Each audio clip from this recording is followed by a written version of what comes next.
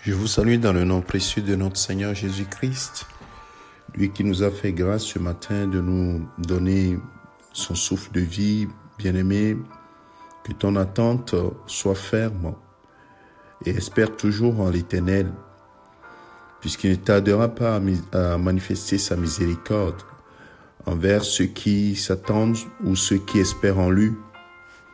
Et je veux relayer ici la parole du psalmiste. Peut-être c'est la prière de quelqu'un ce matin, le psaume 123. Le verset 2 nous dit « Voici, comme les yeux des serviteurs sont fixés sur la main de leur maître, et les yeux de la servante sur la main de sa maîtresse, ainsi nos yeux se tournent vers l'Éternel notre Dieu, jusqu'à ce qu'il ait pitié de nous. » Alléluia. Bien-aimé, c'est l'attente que nous avons constamment chaque jour lorsque nous espérons au Seigneur. Et aujourd'hui, l'espérance ultime, c'est le retour du Seigneur pour nous prendre, pour que nous soyons avec lui éternellement. Ainsi, constamment, comme les yeux de la servante sur la main de la maîtresse, nous attendons son retour, l'accomplissement de cette parole dans notre vie, comme les yeux des serviteurs fixés sur la main de leur maître.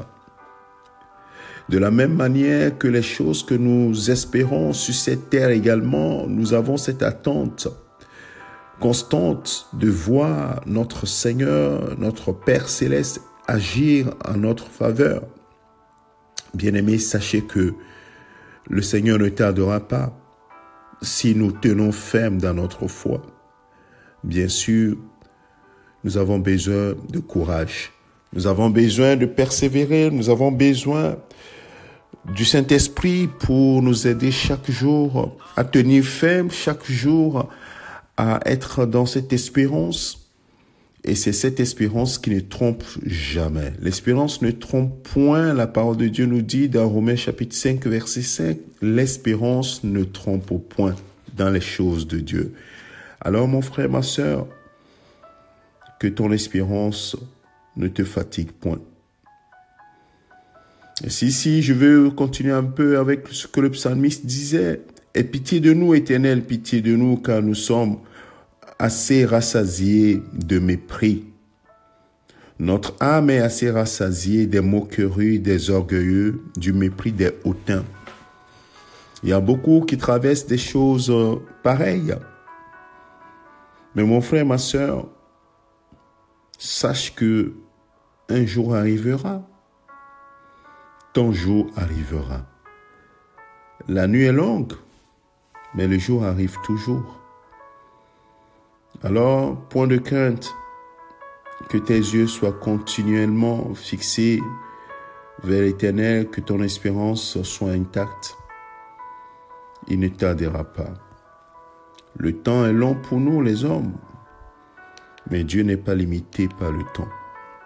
Il transcende le temps. Alors continue par espérer en lui et sache que toute bénédiction vient de lui. Toute grâce excellente vient de lui. Et attends cela. Que le Seigneur te bénisse, que sa grâce soit sur toi et soit fortifiée par le Saint-Esprit ce matin. Et n'oublie pas, le Seigneur est miséricordieux, plein de grâce, et il est avec toi. Il ne t'abandonne pas. Que le Seigneur te bénisse et glorifie son nom dans ta vie. Au nom de Jésus-Christ. C'est ton serviteur, le pasteur Alexandre. Amen.